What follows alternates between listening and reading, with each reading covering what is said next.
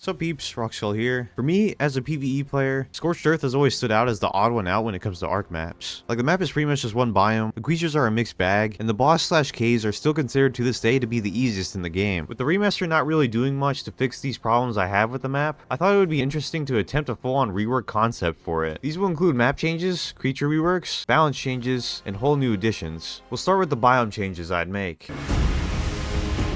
The first major thing I wanted to do was to make this map more interesting biome-wise. While there are slight variations, the whole map is pretty much just a hot and dry sandy desert. This leads to ideal base locations being very limited, and overall the map feeling quite stale to me. If we look at other maps in the game that are typically more favored by the community, you can see how much variation each has, while Scorched Earth is an odd one out to me. A lot of you might not know this, but there are actually different types of deserts besides the hot and dry desert seen on this map. There are coastal deserts and cold deserts that exist in real life. I think adding each of these would be a really cool addition, while still technically fitting the desert theme the map is going for. A coastal desert example would be the Atacama Desert located mainly in Chile. Adding this would make spawning in the map a lot simpler if the coastal desert is added, as it can be similar to the island where being near the coast will have less hostile creatures. Having this coast with an ocean will also make room for underwater creatures to work on the map, as the map to this day for some reason gives you ocean creature saddles. You might as well just add an ocean there at this point. I would probably add this coastal desert biome on the northeast side of the map as there isn't too much there currently. The cold desert I think would be similar to the Arctic polar desert in real life. This place has a surprising amount of biodiversity, so I think it would be fitting to add it here in a game like ARK. It would give a place for various Arctic creatures to spawn instead of just the mountains where they are currently. I'd probably add this on the fairly empty northwest section of the map. When it comes to the unique creatures in these biomes, I didn't want to go too crazy, so for now I thought it would just be fun to add deathworm variants to the edges of these areas. The ice worms from Ragnarok would of course fit the cold desert, and we can add some bioluminescent underwater deathworm for the deep sections of the ocean in the coastal desert. These would just be reskins for the sake of simplicity, but could be fun I think. Final biome thing I wanted to add here is extending the wyvern trench into multiple trenches. Scorched to this day is a bit iffy when it comes to wyvern egg spawning for me, so making multiple long trenches that extend all the way to the border of the west side of the map would help this out a lot. This will also be in line with changes I mentioned later. So yeah, to sum it all up, 3 new biomes, a cold desert, coastal desert, and the world scars, each with their own unique creature spawns and challenges while still fitting the map good enough in my opinion.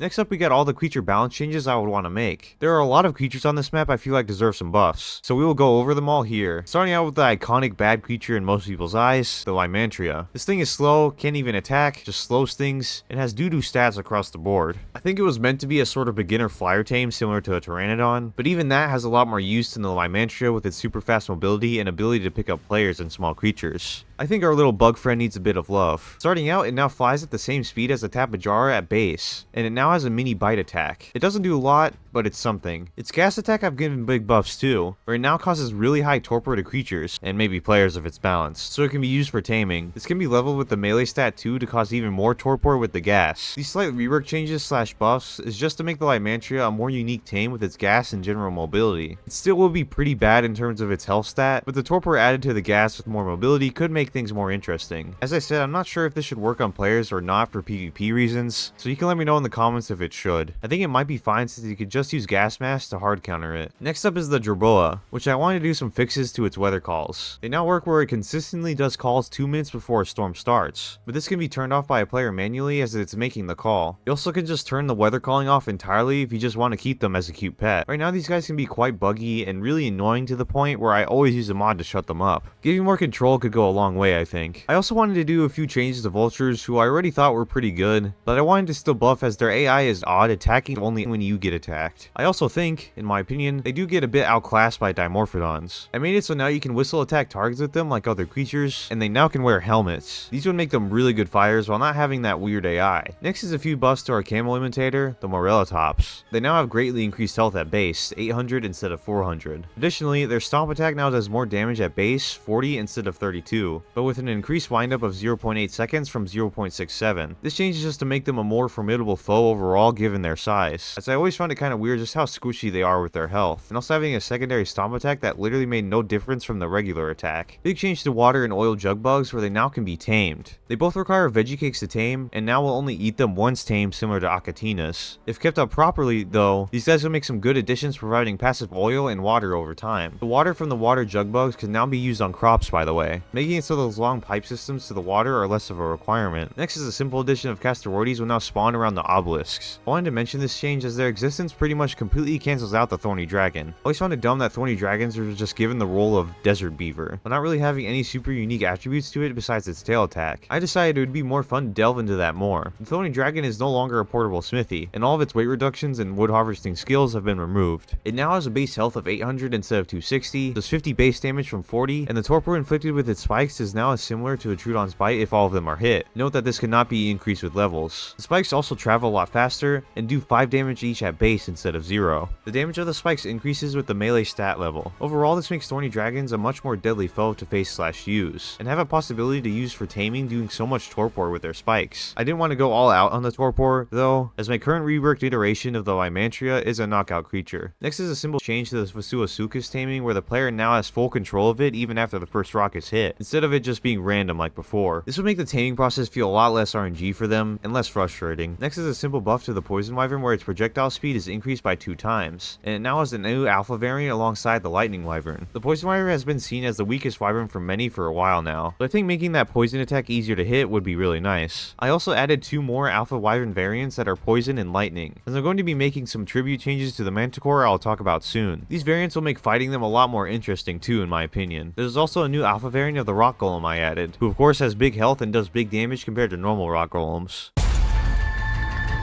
Now, getting to the required artifact caves, I always wanted to do some major changes to these, mainly because they all felt really samey to me. Ruins of Nosti are fine though, that can stay. For the Grave of the Tyrants, it now has a required underwater section to get to the artifact, and the water will have Capros, Sarkos, and Dinosuchus spawning. This will be giving the cave a sort of gator theme while also greatly increasing the difficulty. Then for the old tunnels, it now spawns in a ton of mantis that carry weapons and tools like swords, sickles, pickaxes, and hatchets ranging from primitive to apprentice quality. This would add a really fun difficulty to the cave, I think, and would have some lore relevance since mantis actually played a big part in Scorched Earth lore. The mantis were known to have high intelligence in the lore, so having this cave where they kind of hide out would make sense.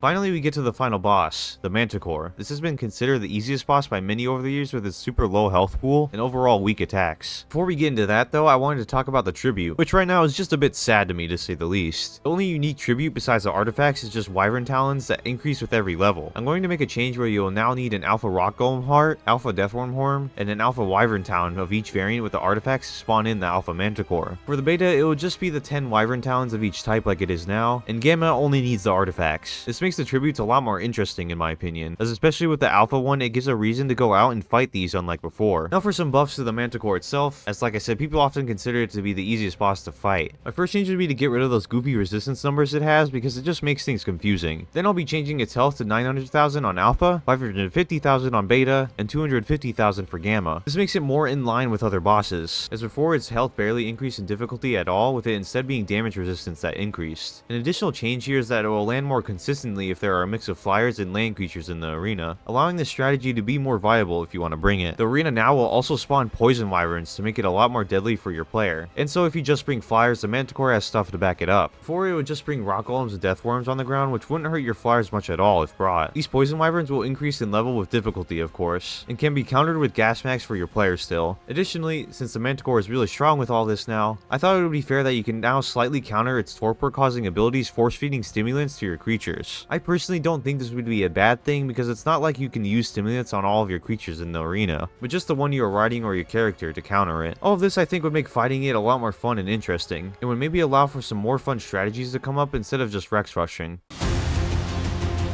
I'm going to finish this video off with a few minor balance changes that I thought of that don't really fit into these other categories. First is that Desert Cloth is now slightly better than Gilly when it comes to heat insulation. For some reason it was the opposite before, where Gilly was better than Desert Cloth, which never made sense to me. Hostile creatures will also no longer spawn in the zones marked easy to prevent spawn killing, and Gigantoraptors now spawn on the map so players are able to tame babies for bonus levels. This final one is like an optional one, but one I'd like to see added. The Coliseum hole is now open on the southwest side of the map. In it you can find a few explore notes, and a spot where Rockwell and Helena teleported to Aberration. Additionally, the spot can be used for teleporting to the Manticore boss fight and transfers. This is all to get my lore side a bit giddy, as like I said before, we're told that Helena and Rockwell used this spot to teleport. Right now, though, there's just nothing there showing that this happened. If we could get a little custom cave for just this, I think it could add a lot. That's going to conclude all the major changes I'd make to Scorched Earth currently. You can let me know in the comments if I forgot something, or just some alterations you would make to my suggested changes. Thank you all for the support as always, and I'll see you in the next one. Peace. Rock skull, rock skull. All I want to do is stream all night. Lobby full, rocks go. Never gonna play with me, but it's alright.